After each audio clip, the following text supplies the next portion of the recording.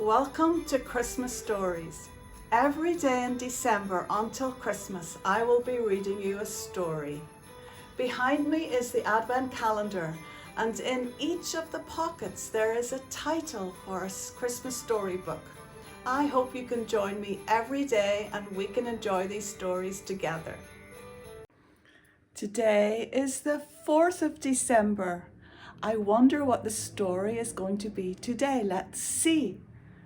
It's way up here. Arthur's Christmas. Let's read Arthur's Christmas together. Today's story is Arthur's Christmas. Arthur's Christmas by Mark Brown. For my Grandma Thora, who taught me about giving. Arthur and D.W. had been in the drugstore for a long time. For heaven's sake, D.W. said, this store is full of presents. Pick one and let's go. It has to be just right, said Arthur. I want Santa to like it. Well, hurry up, said D.W. I want to get home and see if Grandma's there and how many presents she brought me. At home, D.W. added 10 more things she wanted for her Christmas list and copied it over in red pencil. Arthur and D.W. cheered when they heard the car in the driveway.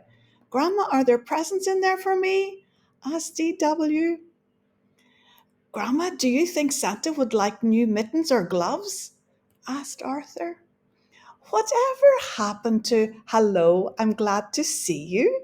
Asked Grandma Thora. After dinner, everyone relaxed. Look, said D.W. I teached Killer a trick. Taught, said Grandma. You taught Killer a trick. But D.W. didn't hear. She had seen something on the television to add to her list. Arthur, what's the matter? Asked Grandma. I haven't found the right gift for Santa, said Arthur. Only 2 shopping days left, reminded D.W. The next day, Arthur, D.W., and their friends went shopping. Killer went too. Arthur searched the entire store and still couldn't find the perfect gift for Santa. What's the big problem? Asked D.W. I can see 100 things I want. Let's go tell Santa. Santa, what would you like for Christmas? Asked Arthur. Ho, ho, ho, laughed Santa. You just leave the giving to me. D.W. had her picture taken, patting Santa's tummy. Buster was next. Santa, be careful coming down the chimney at our house. My parents always forget to put out the fire. Ho, ho, ho, said Santa. Don't worry, I'll use the front door. Then it was Francine's turn. Have you been a good little girl? Asked Santa. Oh, yes, smiled Francine. I'm always good. Always? Asked Santa. Afterward, Buster treated them all to ice cream. Arthur could hardly finish his root beer float. He had only one more shopping day. Look, said Francine, Santa eats ice cream. I'll have a banana split with 6 scoops of bubblegum ice cream, said Santa, with double hot fudge, whipped cream, and nuts. I'll say he eats ice cream, said D.W. At home, Arthur asked his family for help. How about a nice colourful tie, said Father. Aftershave is always a good gift, said Mother. I bet Santa could use some toasty warm long johns, said Grandma. Arthur, you're taking this shopping too seriously, said D.W.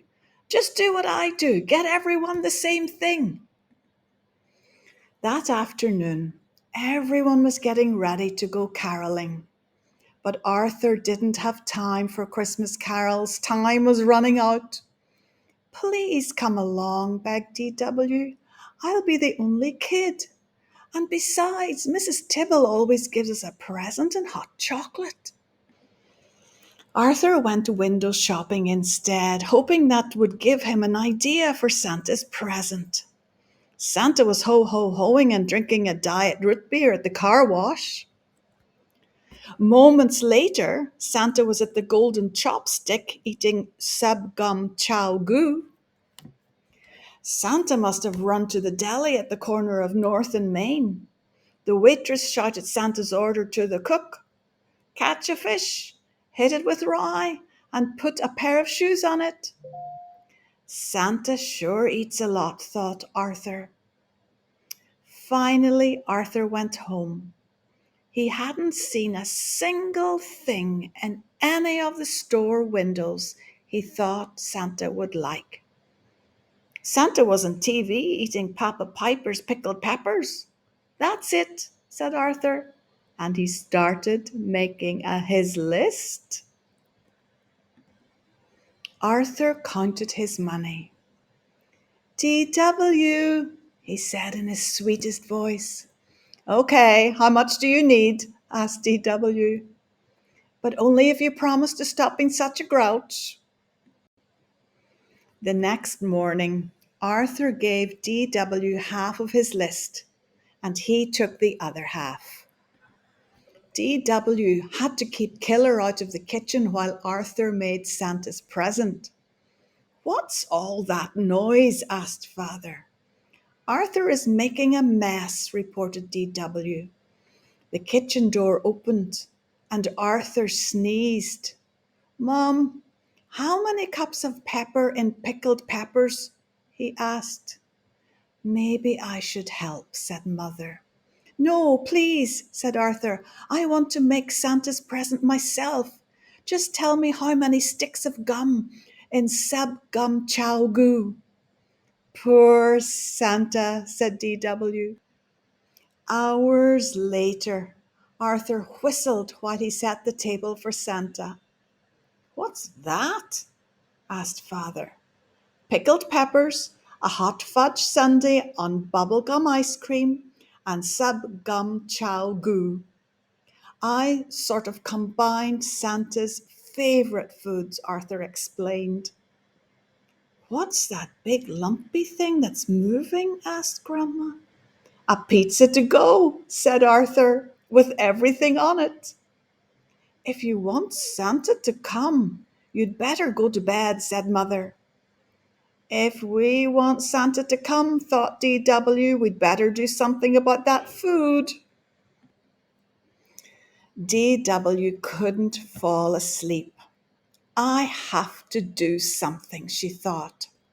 Poor Arthur worked so hard. But if Santa gets one whiff of Arthur's present, he'll never set foot in the dining room, much less eat any of it. Careful to miss the squeaky step, DW. She tiptoed downstairs in the dark. The next morning, Arthur was the first one up. Santa ate it all, he cried, and he left a note. So let's read the note. Dear Arthur, you were so nice to take the time to find out my favorite foods and make them. Thank you. You also taught me about the Christmas spirit. Love, Santa.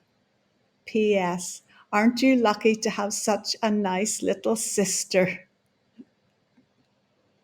And that's the end of our story today. I hope you will join me tomorrow for another story. Bye-bye.